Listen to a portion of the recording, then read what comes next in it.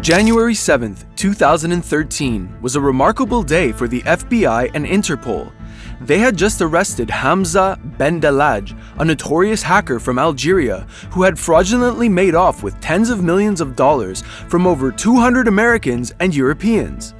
This feat landed him on the FBI's top 10 most wanted hackers list, and it was on this fateful day that the 3-year-long manhunt eventually came to an end. From being a family man on the outside to a smiling criminal behind closed doors, Bendelladj lived quite the interesting life. Now, let's look into the crazy adventure of this intriguing personality, shall we?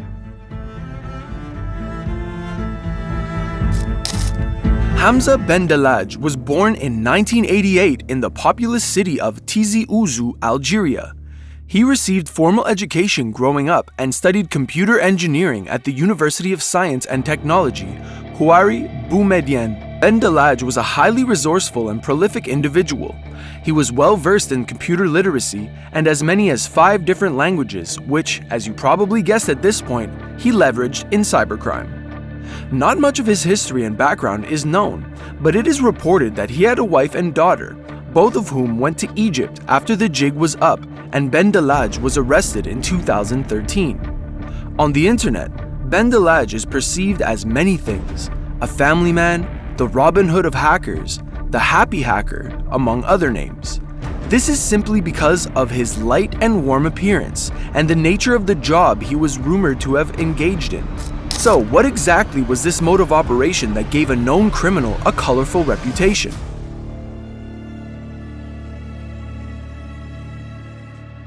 As earlier stated, Bendelladj was skilled in computer engineering and tailored his gifts into hacking and cybercrime.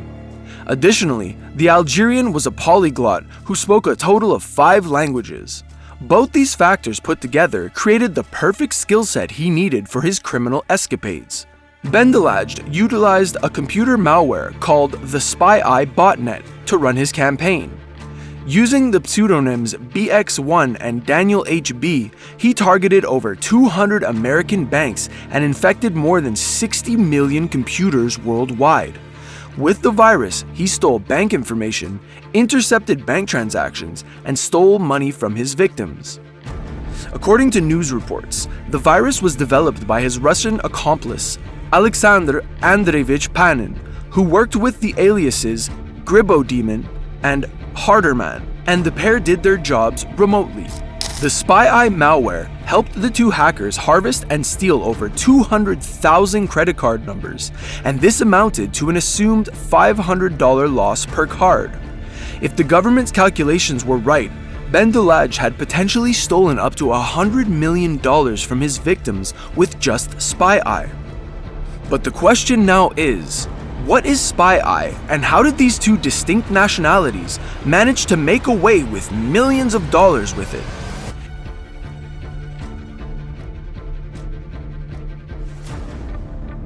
Spyeye made the job easy for the pair. It is a malicious program that attacks internet browsers running on any Microsoft Windows operating system. This means that browsers like Opera, Firefox, Internet Explorer, and Google Chrome are susceptible to the efforts of this malware, regardless of what version of the Windows operating system was installed. The software functioned as Zeus, which was a Trojan horse developed in Russia in 2009, before it was officially upgraded by Panin, Bendelladj's partner, in 2016. The malware has distinct properties like autofill credit card modules, keyloggers, Zeus killer, FTL grabbers, HTTP access, encrypted config files, and POP3 grabbers. Once used appropriately, it can enable hackers to get away with their victims' bank data and money without them knowing. With keystroke logging and form grabbing, it can steal user credentials for hackers to use for their benefits. Technically, as long as valid users remained logged into their bank accounts, the Spyeye malware would give hackers room to steal their money or initiate online transactions. The way it works is quite easy. When a user's browser is infected, the Spyeye botnet permits hackers to insert new fields and alter existing ones in opened web pages, and this allows prompts for passwords, usernames, and bank details to pop up. Any user that provides this information in this space would have unfortunately fallen into the hacker's trap unknowingly. And what's worse, after money has been removed from the account, the user will not be aware of it because the malware would save and display a false balance in the user's account while concealing the actual balance. In essence, users were being duped online and were not aware of it even after several transactions. This ingenious yet cruel botnet toolkit was sold in underground forums for over $500. Its author and co-author Panin and Bendelladj wreaked havoc with it for more than 2 years and gave the FBI a tough case to crack. But while that might have been true, there was one more factor that made their union so solid and anti-law enforcement.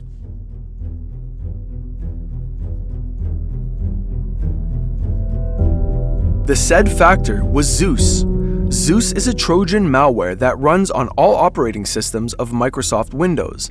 It is spread through phishing schemes and drive-by downloads, and like Spyeye, it steals banking credentials using keystroke logging and form grabbing.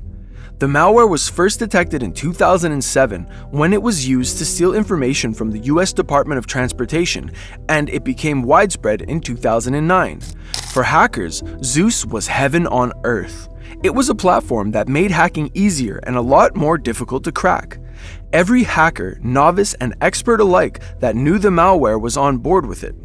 That is, except the developers of Spyeye, Bendelladj and Panin. The authors of Zeus and Spyeye were rivals, and this rivalry was showcased online and through the nature of their distinct Trojan software. For one, Spyeye was designed to remove Zeus from the host computer before infecting them. In addition, Bendelladj, in his business-oriented suit, pitched Spyeye to hackers in the cybercrime community to be a budget-friendly alternative to the Zeus botnet. He had a penchant for marketing to like-minded people, so it did not come as a shocker when he posted animated ads that pimped Spyeye as the Zeus killer. Even though both Trojans served the same purpose, both were not giving the other room to thrive. This rivalry, however, ended in 2010. In October that year, Krebs on Security reported that the authors of both malware had opted to end their feud and merge into one software stack. Subsequently, in November of that same year, it was alleged that Panin had received the source code and rights to sell Zeus from its author, Evgeny Bogachev, aka Slavic. Although many were skeptical about the genuinity of the author's retirement, they still played along with the merger. Following the handover, Panin incorporated components of Zeus into his own botnet, and the new software that came out of it was eventually the new and improved Spyeye, which was used by him and his partner, Bendelladj, in the years following the merger. It was a good time for the company, as it meant more money, and Bendelladj loved money. However, it was also at this time that the dynamics of the relationship between the author and co-author of Spyeye began to change, and not for the better. After the manhunt for Bendelladj and Panin was over and their case was finally brought to light, the government presented chat logs between Bendelladj and Panin, and with other hackers.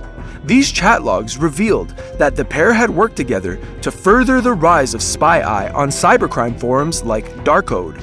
But it also revealed something shocking. From the chats they saw, it appeared that the relationship the two hackers shared was quite turbulent.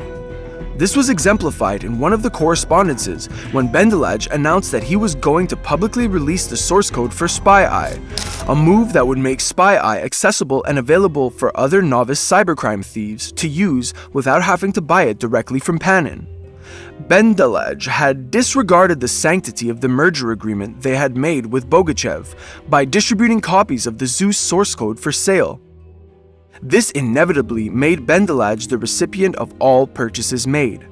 As expected, Panin was not happy with the whole situation, and both eventually had a falling out. The lack of mutual respect and trust characterized the nature of their business relationship, as revealed by the US court, and as a matter of fact, it also played a part in their downfall. So how did this play out for both of them in the end?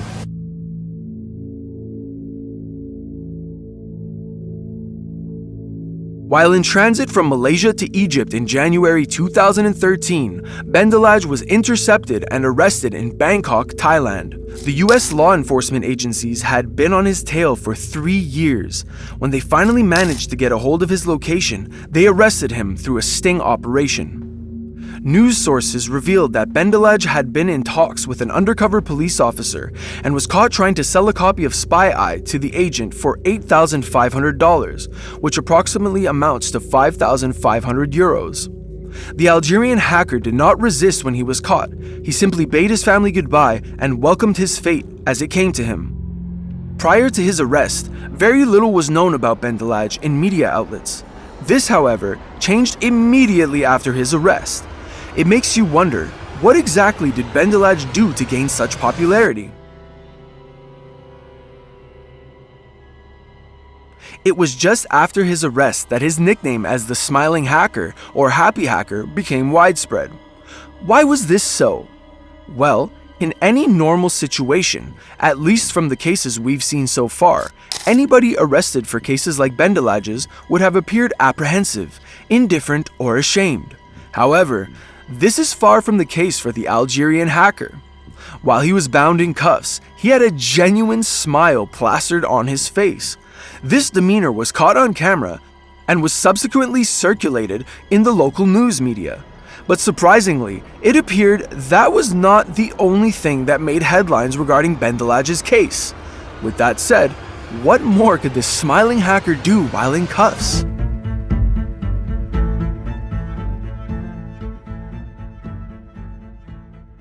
While his popularity grew in media outlets, Hamza Bendelladj was soon subject to a number of rumors.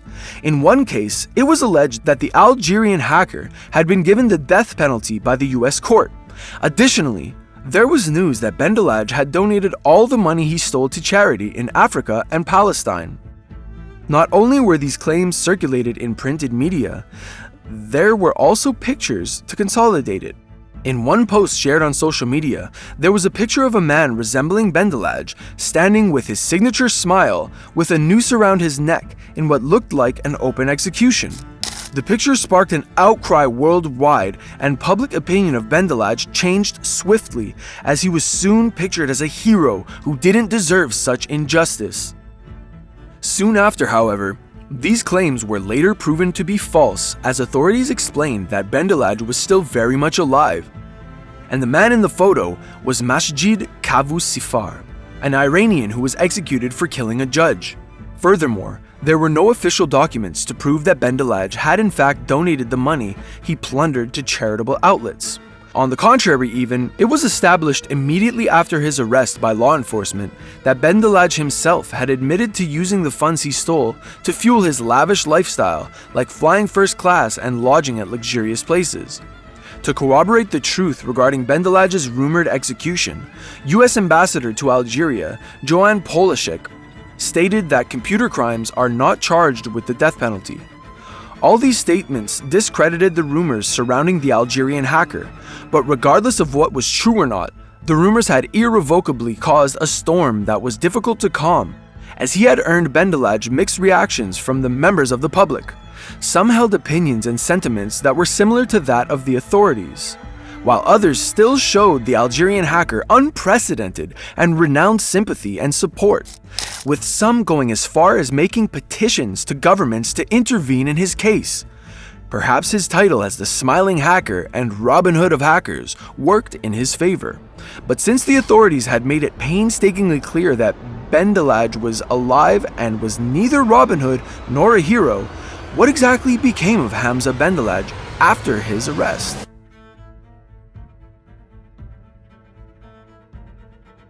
Bendelladj and Panin were extradited to the United States following their arrest on international soil. Soon after, both hackers had their fair share of trials until they both were sentenced in 2015. Bendelladj was indicted by a federal grand jury in Atlanta, Georgia, where he faced 23 counts of indictments for conspiring to commit wire and bank fraud. In June 2015, he pleaded guilty to all charges, including helping Panin develop and market the Spyeye bot and running his own Spyeye on hacked computers, and was sentenced to 15 years in prison. On the other hand, his business partner Panin was convicted similarly and was sentenced to 9 years and 6 months in prison. This marked the end of their long reign of terror, and given how much publicity the smiling hacker has garnered for himself, we hope the changing power of public opinion would deter him and his associates from walking down the same path next time.